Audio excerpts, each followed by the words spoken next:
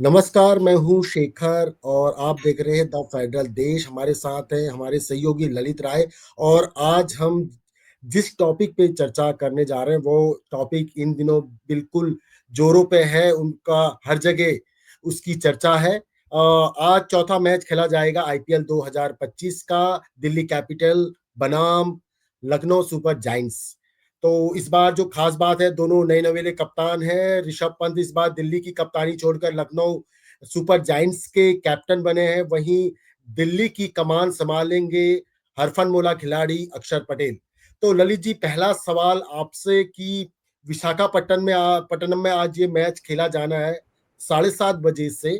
तो पिच का मिजाज कैसा है, मैदान का क्या है अरोमा, और वहां पर को कौन सी टीम पहले ज्यादा मैच जीती है?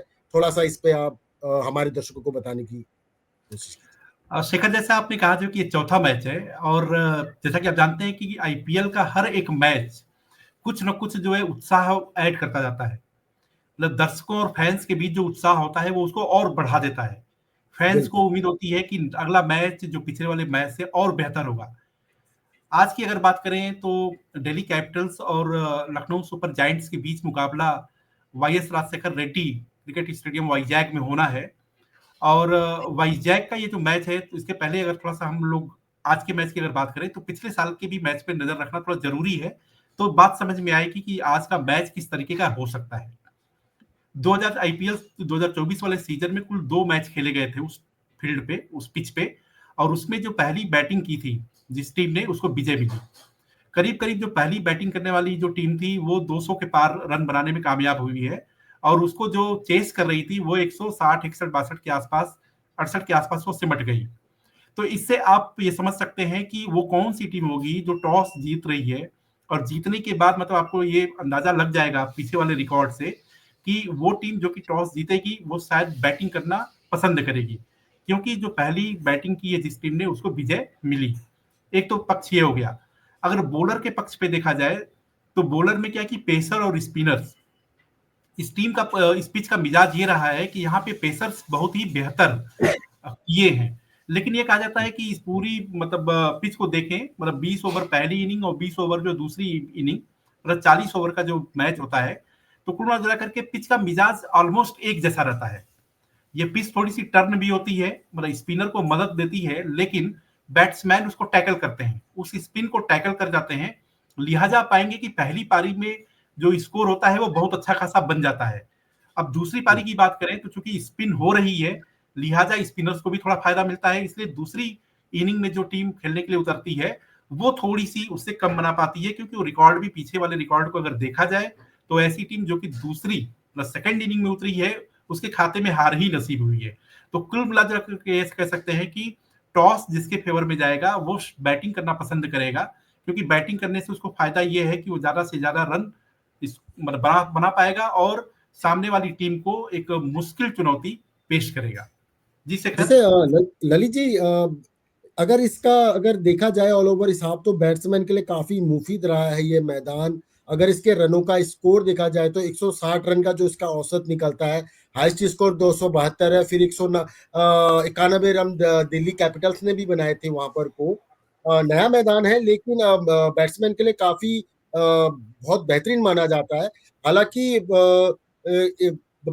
बॉलर्स के लिए उतना बेस्ट नहीं रहा, लेकिन यहाँ कहा जाता है कि पेसर को ज्यादा स्विंग मिलती है, पेसर के लिए ज्यादा बेनिफिट्स रहती है। लेकिन बैट्समैन के हिसाब से मतलब हम ये कह सकते हैं कि आज के जो दोनों इनिंग्स है, दोनों इनिंग्स में अच्छे चौवे छक्के देखने को मिल सकते हैं हमारे दर्शकों को, और काफी मजा उठाएंगे। लेकिन अगर दोनों टीमों की बात की जाए तो आपको क्या लगता है कि दिल्ली और लखनऊ में कौन सी ज्यादा बेहतरीन करती हुई नजर आएगी? क्योंकि दोनों ही नए कप्तान हैं। ऋषभ पंत जो इस बार आईपीएल के सबसे महंगे खिलाड़ी हैं, 27 करोड़ में लखनऊ हाँ, सुपर जायंट्स एकदम। ने उन्हें खरीदा है। और वहीं अक्षर पटेल ऑलराउंडर हैं और पहली बार उनको दिल्ली की कप्तान मिली है। लेकिन दिल्ली के लिए एक बेहतरीन बात यह है कि केएल राहुल जो पिछली दफा लखनऊ सुपर जायंट्स के साथ थे, वो इस बार दिल्ली के साथ हैं। और केएल राहुल आपको विकेट कीपिंग और आपको बैट्समैन में धार देते हुए नजर आएंगे। तो इन चीजों को अगर आप देख लिया जाए तो आपको क्या लगता है, दिल्ली का पलड़ा भारी या फिर लखनऊ भी अच्छा करते हुए नजर आएंगी, क्योंकि इतना महंगा खिलाड़ी अगर एलएसजी ने लिया है तो लगता है कि आपको ऋषभ पंत वो चीज करिश्मा कर पाएंगे अपनी टीम के फेवर में।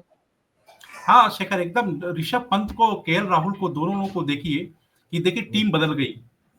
मतलब हम्म, केएल राहुल पहले जो डीसी, वो चले, केएल राहुल जो है वो पहले एलएसजी में थे। एलएसजी तो डीसी में चले गए, और ऋषभ हम्म, पंत जो डीसी के साथ है तो एलएसजी में चले गए। और सबसे बड़ी हम्म, चीज है कि केएल, अगर ऋषभ पंत को 27 करोड़ में खरीदो, सबसे महंगे प्लेयर बिके, तो महंगे खिलाड़ी हैं। निश्चित तौर पे फ्रेंचाइजी ने कुछ सोच समझ के ही खरीदा होगा। क्योंकि फ्रेंचाइजी, हम्म, ठीक है, अगर उसका बिजनेस एंगल 27 करोड़ को हटा भी दीजिए, तो फ्रेंचाइजी भी जो एक्सपर्ट्स होते हैं उनकी सलाह मशवरा के मुताबिक ही उनकी खरीदारी की, तो इसका हिस्सा बने। दूसरी चीज ये है कि आप देखेंगे कि ऋषभ पंत इस बार जो चैंपियंस ट्रॉफी के हिस्सा थे, लेकिन ये कि उनको खेलने का उस तरह से मौका नहीं मिला। तो निश्चित तौर पे कि रन बनाने की एक जो भूख होगी, और चैंपियंस ट्रॉफी में खेलने का जो मौका नहीं मिला, कहीं ना कहीं होता है ना कि एक दिल के अंदर, मन के अंदर और शरीर के अंदर वो शक्ति पूरी भरी पड़ी है, और उसको बस बाहर निकाल दो। तो निश्चित तौर पर ऋषभ पंत के पास ये मौका भी होगा कि मतलब वाईजैक के स्टेडियम में जाएं, और उसके बाद जो है अपने बैट्स के जरिए करामात कर जाएं। चूंकि वो विकेट कीपर भी हैं, तो कहने का अर्थ है कि वो दोनों चीजों में जब बैटिंग करने के लिए उतरेंगे, तो दर्शकों को भी ये उम्मीद होगी, और दर्शक ये चाहेंगे भी, कि फैंस भी चाहेंगे कि ज्यादा से ज्यादा बल्ले से, पंत के बल्ले से ज्यादा रन निकल सके, और वो कम से कम उस चीज का जवाब दे कि भाई चैंपियंस ट्रॉफी में हमको खेलने का जो मौका नहीं मिला, तो सेलेक्टर्स को संदेश भी दे कि थोड़ा हमारे ऊपर विचार करना चाहिए था। इसी तरीके से अगर केएल राहुल की बात करिए, तो केएल राहुल ने बहुत ही अच्छा परफॉर्म चैंपियंस ट्रॉफी में किया है। तो निश्चित तौर पे कि केएल राहुल जो फॉर्म में है, तो आप ये कह लीजिए कि दोनों टीमों की तरफ से दो बड़े धुरंधर, दो बड़े बैटर्स एक दूसरे के आमने सामने होंगे। और निश्चित तौर पे वाईजैग में जिसका बल्ला बोल जाएगा, समझिए कि वो दूसरी वाली टीम पे भारी पड़ेगा, क्योंकि वाईजैक का रिकॉर्ड भी है कि जो टीम पहले बैटिंग करने के लिए उतरी है, जीत उसके खाते में ही रही है, और वो टॉस ज्यादा से का भी ज्यादा रन। बहुत बड़ा अहम रोल रहेगा वैसे ललित जी। किस चीज का? टॉस का भी अहम रोल रहेगा। हाँ, एकदम एकदम टॉस का तो बहुत मेजर रोल है। कि टॉस का मतलब आप समझ लीजिए कि टॉस जिस टीम ने जीता, करीब करीब आप समझिए कि मोर देन 50% चांसेस उस टीम के जीतने के हो गए, बन गए। लेकिन ये कि बहुत इंटरेस्टिंग ये चीज है कि दो बेहतरीन बैट्समैन, दो अलग अलग टीमों के साथ विपरीत खेमे में है। तो आपको ये पूरा मैच अब जब देखेंगे, तो केएल राहुल का बल्ला और ऋषभ पंत का बल्ला दोनों किस तरीके से बोलता है, और उसके बाद चौवे छक्के कैसे निकलते हैं, वो बड़ी मतलब बहुत अच्छा, इंटरेस्टिंग होगा। वैसे वैसे तुलना तो होनी चाहिए थी कि हम ऋषभ पंत वर्सेज अक्षर पटेल करें, क्योंकि दोनों कैप्टन है। बट यहाँ पर को जो हम लोग एक दूसरे के सामने खड़े कर रहे हैं, आमने सामने कर रहे हैं, वो हम कर रहे हैं केएल राहुल और ऋषभ पंत को, इसलिए क्योंकि सिमिलैरिटी भी है। दोनों ही ने पिछले दफा की बात करें तो 7-7 मैच जिताए हैं अपनी टीम को। एकदम और एकदम। दोनों ही विकेट कीपर है, और दोनों ही बल्लेबाज है। लेकिन ललित जी, आपको लगता है कि चैंपियंस ट्रॉफी में, क्योंकि टॉप 15 में तो ऋषभ पंत थे, लेकिन उनको एक भी मैच खेलने का मौका नहीं मिला, रोहित शर्मा ने उनको बिल्कुल वो नहीं दिया, हाँ और केएल राहुल पे भरोसा जताया, और केएल राहुल ने उस भरोसे को कायम भी रखा अपने परफॉर्मेंस से।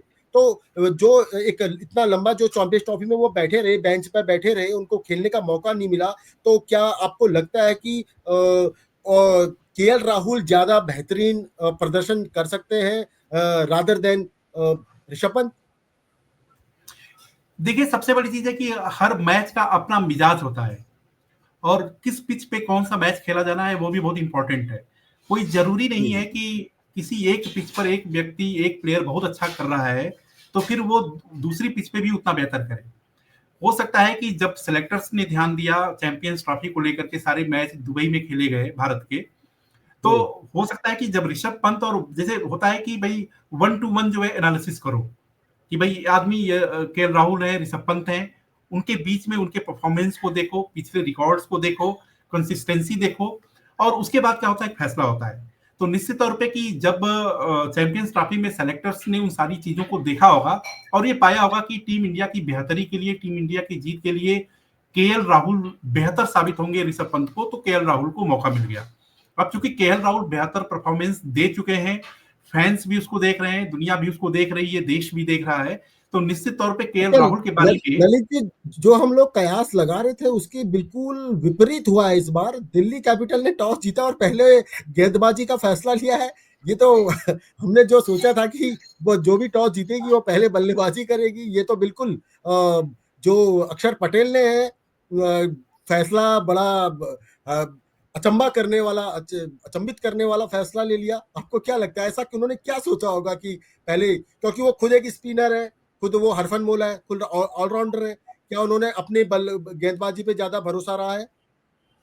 देखिए सबसे बड़ी चीज है कि जब टॉस हुआ और टॉस होने के पहले दोनों टीम के जो कैप्टन होते हैं वो पिच को देखते हैं और पिच को टच करते हैं और पिच को टच करने के बाद वो थोड़ा सा ये अपने आप में मंथन करते हैं कि ये पिच जो है किस तरीके से सपोर्ट करेगी। तो केएल राहुल को ऐसा लगा कि भाई ठीक है पहले बॉलिंग करना ज्यादा सही रहेगा, लेकिन अक्षर आप पटेल, देखिए अक्षर कि पटेल, अक्षर पटेल को, अक्षर अक्षर पटेल पटेल को। को, हाँ जी। अक्षर पटेल को लगा होगा कि बॉलिंग करना ज्यादा जी। बेहतर है, ये सही है। जी। तो इसका मतलब है कि लेकिन देखिए कि आईपीएल 2024 का अगर उस पिच के मिजाज को देखिए, उस पिच के नतीजे को देखिए, तो ये फैसला तो बहुत बोल्ड फैसला है। क्योंकि ये बात सच है कि वो पिच अगर देखें बॉलर के हिसाब से देखें तो पेसर और स्पिनर्स, तो हम्म। पेसर और स्पिनर्स में बेहतर मदद जो है पेसर्स को मिलती है। लेकिन हम्म। ये देखा गया है कि पेसर्स या स्पिनर्स भले ही बेहतर गेंदबाजी करें, फायदा जो है बैट्समैन उठाता रहा है। तो हम्म। निश्चित तौर पे ये बहुत बोल्ड फैसला आप कह सकते हैं। अगर पिच के पिछले रिकॉर्ड को अगर देखें तो निश्चित तौर पे इस फैसले को बहुत बोल्ड माना जाएगा। क्योंकि क्योंकि विशाखापट्टनम में बारिश काफी ज्यादा होती रही है, होती है, हाँ और हाल फिलहाल में ऐसा हो सकता है कि बारिश हुई हो और पिच पे नमी हो, तब अक्षर पटेल ने यह फैसला लिया हो। ये भी एक कारण हो सकता है। हाँ, ये हो सकता है, ये कोई बड़ी बात नहीं है। वही मैंने कहा ना कि जैसे कि टॉस के पहले दोनों टीम के जो कैप्टन होते हैं वो पिच पे जाते हैं, पिच को देखते हैं, पिच के मिजाज को समझने की कोशिश करते हैं। और ये अक्षर पटेल को लगा होगा जो है कि पिच का मिजाज उनके फेवर में है, बॉलिंग करना यहाँ पे ज्यादा बेहतर होगा, लिहाजा वो टॉस जीतने के बावजूद बैटिंग की जगह पे बॉलिंग उन्होंने ऑप्ट किया है। लेकिन अगर आप रिकॉर्ड को अगर देखें, पीछे वाले रिकॉर्ड देखिए, रिकॉर्ड क्या होता है, रिकॉर्ड तो टूटने के लिए बनते ही है। रिकॉर्ड बिल्कुल। कोई जरूरी नहीं है कि कोई रिकॉर्ड अगर बन गया है तो वो सर्वमान्य है, सर्वसत्य है और वही चीज होगी। वो समय के साथ टूटता है और वास्तव में यदि अक्षर पटेल इस मैच को जीतने में कामयाब होते हैं, ठीक है, अब तो दिल्ली कैपिटल्स जो है एक तरीके का इतिहासी, लेकिन अगर देखा जाए कि दिल्ली कैपिटल्स और एलएसजी के बीच का जो मैच हुआ है उसमें डीसी का जो पलड़ा जो है ना वो भारी ही रहा है। ये भी आप जी। देखिए कि डीसी और एलएसजी में दोनों के मैचेस जो हुए हैं उसमें डीसी आईपीएल हमेशा के एलएसजी पे शुरुआती भारी पड़ी। दौर से भी दिल्ली कैपिटल्स रही है। तब दिल्ली डेयर डेविल्स हुआ करती थी, बस नाम चेंज हो हाँ, गया है, लेकिन शुरुआत से रही है। एलएसजी बाद में बनी थी टीम, बाद में जुड़ी थी एकदम, आईपीएल एकदम। के साथ। लेकिन दोनों के अच्छा। बीच में जो मुकाबले हुए तो उसमें क्या है कि मतलब दिल्ली डेयरडेविल्स या आज की डीसी जो है वो भारी पड़ी है। तो हो सकता है कि बिल्कुल। अक्षर पटेल के दिमाग में ये भी बात घूम रही होगी कि अल्टीमेटली डीसी या दिल्ली डेयरडेविल्स जो है वो एलएससी पर तो भारी पड़ी है। तो मे बी ये भी एक हो सकता है, लेकिन उससे बड़ी बात है कि पिच के मिजाज को समझना, क्योंकि उस पिच हम्म। को वो जाकर के देखे, उसको उन्होंने एहसास किया होगा कि ये पिच हमारे पेसर्स को, स्पिनर्स को मदद करेगी और शायद पेसर और स्पिनर दोनों वो डीसी के बैट्समैन को अपने कब्जे में ले लेंगे, तो ये संभव है। अक्षर पटेल के इस फैसले को देखते हुए लगता है आपको फ्रेंचाइजी ने दांतों तले उंगली दबा ली हो कि भाई ये क्या कर दिया आपने? लेना तो चाहिए थी भाई बैटिंग फर्स्ट, लेकिन आपने ले लिया बॉलिंग फर्स्ट। देखिए जिसका क्योंकि पैसा लगा अभी होता है ना। एक्सपीरियंस के मामले में देखे जाए, अभी अक्षर पटेल ज्यादा उनकी एज नहीं है, ज्यादा उनका एक्सपीरियंस नहीं है। जैसे आप विराट कोहली से तुलना कर ले, या रोहित शर्मा से तुलना कर रहे, या अन्य जडेजा वगैरह से तुलना कर ले, तो इतना अभी उनका एक्सपीरियंस और ज्यादा रहा नहीं है। लेकिन ये फैसला कहीं भारी पड़ गया तो फिर कहीं ना कहीं फ्रेंचाइजी को भी लगेगा कि ये ऐसा क्यों किया। नहीं, लेकिन आप इसका उल्टा पक्ष भी देखिए, जैसे क्या होता है कि जब कोई भी शख्स पैसा लगाता है किसी जगह पे, किसी भी उद्यम में, तो उसकी ये कोशिश होती है कि उससे फायदा मिले। कौन चाहता है कि उसको नुकसान हो? तो निश्चित तौर पे ये फैसला तो बोल्ड है और निश्चित तौर पे जैसा कि आपने कहा कि फ्रेंचाइजीज को तो बिल्कुल लग रहा बिल्कुल। होगा कि आपने इनका आपने फेडरल देश में स्टोरी भी की थी फ्रेंचाइजी को लेकर, कुछ बेनिफिट्स को लेकर के फ्रेंचाइजी भी हाँ, काफी फ्रेंचाइजीज का पैसा मतलब आप तो। देखिए कि, लेकिन देखिए कि मतलब 2008 से लेकर के 2025 के बीच का जो एक समय रहा है, फ्रेंचाइजीज, बहुत सारे फ्रेंचाइजीज में जिनको नुकसान भी हुआ, फायदा हुआ है, लेकिन एज ए सम अप जब आप करेंगे तो फ्रेंचाइजीज जैसे होता है ना कि फ्रेंचाइजीज अपने प्लेयर्स पर एकदम दिल खोल के पैसा लुटा देते हैं और चाहते हैं कि बेहतर से बेहतर प्लेयर्स उनके खाते में आ जाए। वैसे ही फ्रेंचाइजीज की भी झोली पूरी हुँ। मतलब जम के भरी है। जैसे बैट्समैन जो और छक्का लगा देता है और सबको एंटरटेन करता है और उसके बाद जो है वो उससे पैसे भी जनरेट करता है, तो फ्रेंचाइजीज को चाहे फायदा भी होता है। चाहे वो लीग से ही बाहर, लीग मैचों से भी बाहर हो गई हो टीम, फिर भी फ्रेंचाइजी बेनिफिट में रहते हैं। एकदम कारण है कि उसके बहुत सारे ऑप्शंस होते हैं, प्रसारण राइट्स है, उसके बाद एडवर्टीजमेंट है, तो बहुत सारे मीन्स है, तरीके हैं जिसके जरिए वो पैसा कमाते हैं, भले ही उनकी टीम जो है वो आईपीएल के मैच को हार जाए। लेकिन कोई भी फ्रेंचाइजी ये नहीं चाहेगी या कोई भी ये नहीं चाहता है कि हमारी टीम हारे। अल्टीमेटली उसका पैसा लगा हुआ है और पैसे से भी बड़ी चीज है कि उसका साख। अल्टीमेटली एक मैसेज आता है, आपको याद होगा कि कोलकाता नाइट राइडर्स को उठा के देखिए, शुरुआती दौर में केकेआर का परफॉर्मेंस कितना खराब रहता था, तो लोग आमतौर पे ये बात करते थे कि शाहरुख खान पिट गए, शाहरुख खान जो है गलत घोड़ों पे दाम लगा दिया, गलत प्लेयर्स दाँव का में लगा सिलेक्शन दिया, किया, बिल्कुल। ये तमाम हुँ। सारी बातें होती थी। लेकिन आप देखिए फिर बाद में केकेआर किस तरीके से कमबैक करती है और केकेआर बहुत 3 बेहतर करती खिताब है। अपने नाम कर लिए और डिफेंडिंग चैंपियन भी है, बिल्कुल। Defending champion. तो कहने का अर्थ है कि फ्रेंचाइजी का एक एस्पेक्ट ये है कि वो बेहतर से बेहतर टीम को सिलेक्ट करें, लेकिन अल्टीमेटली तो बैटिंग करनी है पहले या बॉलिंग करनी है पहले, इसका फैसला तो कैप्टन को लेना है। और कैप्टन क्या करता है कि वो पिच के मिजाज को भापता है, वो उसका निर्णय होता है और उसके निर्णय के हिसाब से शेष 11 खिलाड़ी जो होते हैं उसके साथ साथ कंट्रीब्यूट करते हैं। अच्छा, मुझे तो ये लगता है कि ललित जी अब कहीं न कहीं एलएसजी ने राहत की साँस भी ली होगी, क्योंकि पहली बैटिंग करेंगे तो उनके पास अपना ऋषभ पंत है, उनके पास डेविड मिलर है, केएल राहुल है, नहीं वो शार्दुल ठाकुर है, अच्छे बैट्समैन हैं। और ऋषभ पंत में तो जब दाम ही इतना ज़्यादा लगा रखा है तो परफॉर्मेंस का काफ़ी दबाव भी होगा। बैटिंग वहीं उनकी जो अभी गेंदबाज़ी बड़ी चिंता का विषय बनी हुई थी। मयंक यादव और आकाशदीप चोटिल चोटों से उभर ही रहे हैं। तो उनके खेलने की अब पता नहीं किस तरह से प्रदर्शन करते हैं, कितनी संभावना है। अ, ये तो प्लेइंग 11 आप थोड़ी देर में बता पाएँगे कि वो हैं या नहीं टीम पे। तो कहीं न कहीं ऐसा लगता होगा कि पहले बॉलिंग चूज करके दिल्ली डेयरडेविल ने एक तरह से राहत की सांस दे दी, जैसे कि मैंने बताया कि गेंदबाजी काफी दिक्कत कर रही है और इनकी बैटिंग लाइन भी काफी, जैसे ऋषभ पंत और डेविड मिलर और शार्दुल ठाकुर जैसे बल्लेबाज हैं इनके पास। नहीं, एकदम सही कह रहे हैं। अब देखिए वैसे भी सामान्य तौर पे होता है कि जो टीम पहले बैटिंग करने के लिए उतरती है तो उसका पूरा मैदान खुला होता है। ठीक हम्म। है, उसके ऊपर ये बैगेज नहीं होता है कि हमको रन को चेस करना है। तेज तो वो करना है, खुले बिल्कुल। खुले दिमाग के साथ वो अपने प्रदर्शन को दोहराता है और खेलता है। बैट्समैन के पास केवल एक ही लक्ष्य होता है कि मैं कितना बेहतर कर सकूं, कितना बेहतर कंट्रीब्यूट कर सकूं। तो उसको ये चुनौती नहीं रहती है दिमाग में कि भाई हमको 205 रन को चेस करना है, 206 रन बनाने हैं। उसके हम्म। दिमाग में ये सिर्फ रहता है कि मुझे मैक्सिमम नंबर्स को जो है मैक्सिमम रन्स को ऐड करने हैं। तो निश्चित तौर पे हम्म। क्या होता है कि जो पहले बैटिंग करने के लिए उतरता है, उसके मन में, उसके दिमाग में कोई बंधन नहीं होता है, कोई बोझ नहीं होता है। तो निश्चित तौर पे जब ऋषभ पंत की टीम खेलने के लिए उतरेगी, एलएसजी उतरेगी, बैटिंग हम्म। संभालेगी और तो उनके पास जो है चौका और छक्का लगाने के बहुत ही बेहतर विकल्प। और सबसे बड़ी चीज है कि अगर पिच के मिजाज को देखें तो ये कहा जाता है कि पेसर्स को सपोर्ट करती है पिच, स्पिनर्स को कम सपोर्ट करती है।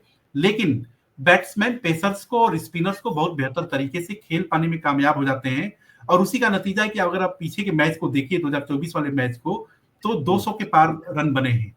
तो इस हाँ, हिसाब से बिल्कुल। अगर देखें तो कहीं ना कहीं आप कह सकते हैं कि एलएस दिल्ली कैपिटल्स की तरफ से एक छोटी सी, अगर इस हिसाब से देखा जाए तो शायद उन्होंने एलएसजी को मौका दे दिया है। लेकिन आईपीएल में अभी तक के जैसे मैच हम देख रहे हैं, फर्स्ट मैच हो चाहे केकेआर आरसीबी का हो या फिर कल का मैच हो, तो बल्लेबाज ज्यादा बेहतरीन प्रदर्शन कर रहे हैं गेंदबाज के मुकाबले, जबकि बीसीसीआई ने अपना नियम तक बदले थे जिससे कि गेंदबाजों को थोड़ा सा फायदा मिले, जिसमें आपका स्लाइव हटा कब पे बैन हटाना हो सलीवा पे, और आपका जो रिव्यू लेने के जो नियम थे उन पे काफी बेनिफिट देने की कोशिश की गई। इसके बावजूद भी आपने देखा होगा विराट कोहली ने पहले मैच में काफी अच्छा प्रदर्शन किया। कल आपका उन्होंने शतक लगाया था। तो ये आपको लगता है कि जो आंकड़ों की अगर देखा जाए, पिछले हमारे जो मैच हो चुके हैं, कि बल्लेबाजी को ज्यादा बेनिफिट मिल रहा है और गेंदबाजी को उतना बेनिफिट नहीं मिल पा रहा है, आपको क्या लगता है ललित जी? शेखर इसको ऐसे भी समझ सकते हैं कि जैसे मान लीजिए कि जो बॉलर्स है, पेसर है या स्पिनर्स है, अब सोचिए हुँ, जो है कि क्या है कि ये 20 ओवर का मैच है। अब 20 ओवर के मैच में जो टीम बैटिंग कर रही है उसके सामने क्या चुनौती है कि ज्यादा से ज्यादा रन बनाया जाए। तो वो तो शुरुआत से ही वो डिफेंडिंग मोड में कभी भी कोई भी बैट्समैन नहीं जाएगा। वो पहले हुँ, बॉल से उसकी कोशिश होगी कि पहले बॉल पे ही फोर लगा दो, सिक्स लगा दो। हुँ, अब आप सोचिए कि बॉलर जो कि बॉलिंग कर रहा है पहले ही पहला ओवर अपना फेंक रहा है, तो उसके बाद स्थिति है कि उसके दिमाग में भी कितना प्रेशर है कि अगर मैं पहला बॉल डाल रहा हूँ और पहले बॉल पे ही सिक्स चला गया, तो निश्चित तौर हुँ, पे है कि हमारे लिए बहुत मुश्किल होगी। तो हुँ, कुल मिलाकर के ये है कि बॉलर्स के लिए बहुत ही कॉम्प्लिकेटेड सिचुएशन हो जाता है, क्योंकि बैट्समैन हुँ, को तो फ्रीली उसको खेलना है। उसको ये नहीं सोचना है कि हमको 5 बॉल को डिफेंड करना है, 10 बॉल को डिफेंड करना है। उसकी ये कोशिश है कि ठीक है, अगर एक बॉल को मैंने डिफेंड किया है तो अगली बॉल पे मुझको 4 या 6 लगाना है। क्योंकि अगर वो अगली हुँ, बॉल पे 4 या 6 नहीं लगा पाएगा तो निश्चित तौर पे वो बड़ा स्कोर नहीं दे सकता।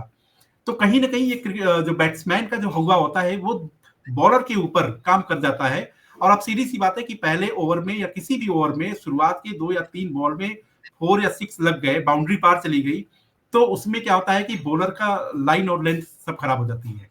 अब वो कितना भी लाइन लेंथ को मेंटेन करने की कोशिश करते हैं, पता चलता है कि अगले अगले बॉल पे जो है फिर एक 4 चला गया।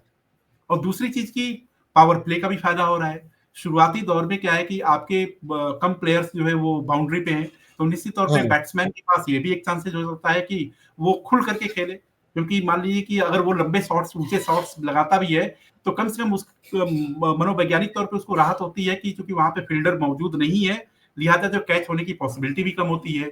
तो शुरुआत के जो पावर प्ले में उसको है वो बैट्समैन को फायदा मिल जाता है। और आप देखेंगे कि ज्यादा से ज्यादा बैट्समैन ये चाहते हैं, टीम भी चाहती है कि शुरू के ही ओवर में बहुत बेहतर स्कोर कर दिया जाए, ताकि जो है प्रेशर पूरी की पूरी वो बॉलर के ऊपर चली जाए। अच्छा, डीसी के पास, डीसी ने अब पहले गेंदबाजी ली है तो उनके पास कुलदीप यादव है। आपने देखा होगा कि चैंपियंस ट्रॉफी में काफ़ी अच्छा प्रदर्शन किया था। तो लगता है इस बार भी पहले मैच में एलएसजी के खिलाफ वो जलवा दिखा पाएँगे अपनी स्पिन गेंदबाजी के ज़रिए? देखिए, कुलदीप यादव बेहतरीन चाइना मैन और तमाम तरह की उपाधियां उनको मिली हुई हैं और बहुत बेहतर खेल भी हुँ, दिखाते हैं। लेकिन हुँ, सबसे बड़ी चीज है कि अगर वाईजैक के पिच के मिजाज को अगर देखें, तो मिजाज पिच का यही कहता है कि स्पिनर्स चलते तो हैं, लेकिन ये कि स्पिनर्स के चलने की जो काट है वो बैट्समैन निकाल देता है। तो सवाल है कि आप कितनी भी अपनी गुगली में फंसाने की कोशिश करोगे और बैट्समैन को सपोर्ट कर रही है पिच, तो निश्चित तौर पे उनकी गुगली काम ना कर पाए, वो अपनी गुगली में फंसा ना सके। तो स्वाभाविक है कि कुलदीप यादव बहुत बेहतरीन गेंदबाजी करते हैं, बहुत अच्छे स्पिनर भी हैं, स्पिन भी करती है उनकी बॉल, कभी भी वो करामात कर सकती है। लेकिन जो पिच है, पिच का जो मिजाज है वो कहीं ना कहीं चूंकि बैट्समैन को फेवर कर रहा है, और बैट्समैन अगर थोड़ी सी समझ के साथ अपनी बैटिंग कला को दिखाएगा तो वो बॉलर पे भारी पड़ेगा। लेकिन हो सकता है कि ये इस बार जो पिच है वो गेंदबाजों के मुफीद ज़्यादा हो, क्योंकि डीसी ने अगर मैच टॉस जीतने के बावजूद भी अगर गेंदबाजी ली है तो कहीं न कहीं कुछ तो पिच में ऐसा होगा कि उनको लगा होगा कि ये पहले गेंदबाजी करने वालों के लिए बेहतरीन साबित होगी ये पिच। नहीं, लेकिन शेखर एक चीज देखिए कि वाइजैक का जो मौसम है, जो ह्यूमिडिटी रहती है, तमाम सारी चीजें होती है, तो वो तो ऐसा नहीं हो सकता कि वो आज इस साल के लिए है या इस मैच के लिए है। इसके पहले भी ह्यूमिडिटी रही होगी। तो मौसम का जो मिजाज जो पिच पे है वो तो पहले से ही एज इट इज वैसा ही रहा होगा। अब चूंकि होता है ना कि आप ये नहीं कह सकते कि अगर एक फैसला किसी मैच के लिए एक फैसला लिया गया है तो कुछ वही फैसले अगले मैच के लिए भी किए जाएंगे, या कोई फैसला हमने पहले किया है तो वही फैसला हम आगे भी चल के लेंगे। वो समय काल परिस्थिति के हिसाब से बदलता है। तो ये हो सकता है कि जब अक्षर पटेल पिच पे गए, पिच के मिजाज को समझा भापा, तो उनको ये लगा होगा कि शायद उनके पेसर्स और उनके स्पिनर्स दोनों बेहतर तरीके से वो एलएसजी के बैट्समैन को अपने कब्जे में कर सकते हैं, लिहाजा उन्होंने बॉलिंग करने का फैसला ले लिया। हाँ, वैसे देखा जाए तो आज का मैच बड़ा देखने लायक होगा, क्योंकि बड़े खूबसूरत स्टेडियम में से एक माना जाता है आपका विशाखापट्टनम का एकदम। स्टेडियम। 27,500 दर्शकों की कैपेसिटी है, जैसे कि मोहाली और धर्मशाला के जो स्टेडियम है वो बहुत अच्छा माने जाता है। वैसे ही विशाखापट्टनम का जो ये स्टेडियम है, वाइस रेड्डी स्टेडियम, जो तो ये भी बहुत खूबसूरत माना जाता है। अच्छा ललित जी, आंकड़ों की बात की जाए तो आपके पास कुछ इस तरह के आंकड़े हैं बताने के लिए हमारे दर्शकों के लिए कि अभी तक का जो हमारे 3-4 मैचों का जो जब से शुरुआत हुई है सैटरडे से अभी तक का किस तरह का रहा है अभी तक का अपना आईपीएल 2025? हाँ शेखर, अभी अभी जो है SRH, RCB, CSK, MI, KKR और हम्म, राजस्थान रॉयल्स, इन सारी 6 टीमों ने एक एक मैच अपने खेले हैं, जिसमें सनराइज हैदराबाद ने अपने एक मैच को जीता है, रॉयल चैलेंजर बेंगलोर ने भी अपने एक मैच को जीता है, हम्म, सीएसके को भी जीत मिली है। वहीं हम्म, मुंबई इंडियंस अपने एक मैच को हार चुकी है, केकेआर को भी हार का सामना करना पड़ा है और हम्म, राजस्थान रॉयल्स को भी हार का सामना करना पड़ा है। डीसी, आपका जो दिल्ली कैपिटल्स, गुजरात हम्म, टाइटंस, एलएसजी और हम्म, पीबीकेएस, ये जो हम्म, है अपने मैच ये इनको खेलने हैं, जिसमें हम्म। आपका डीसी और एलएसजी जो है अपना मैच तो इस आज बार खेल रही वाईजैग है। हम्म, वाईजैग में ये दोनों लोग खेल रहे हैं। मतलब 7:30 बजे जी, से शुरू हो गया है मैच। हाँ बिल्कुल बिल्कुल। तो हम लोग इसी तरह के जो आज की जो हमारी परिचर्चा रही आईपीएल को लेकर, हमारा डिबेट रहा, हमारी आपसी संवाद रहे, इस तरह के हम आगे भी आपके साथ लेकर आएंगे। कल इसी समय 7 बजे हम आप लोगों से दोबारा सा रूबरू होंगे द फेडरल देश के चैनल पे। हमारे जो वीडियोज हैं, हमारे जो कंटेंट है, उनको लाइक, सब्सक्राइब और शेयर करना ना भूलें और देखते रहें द फेडरल देश। Thank you Lalit ji.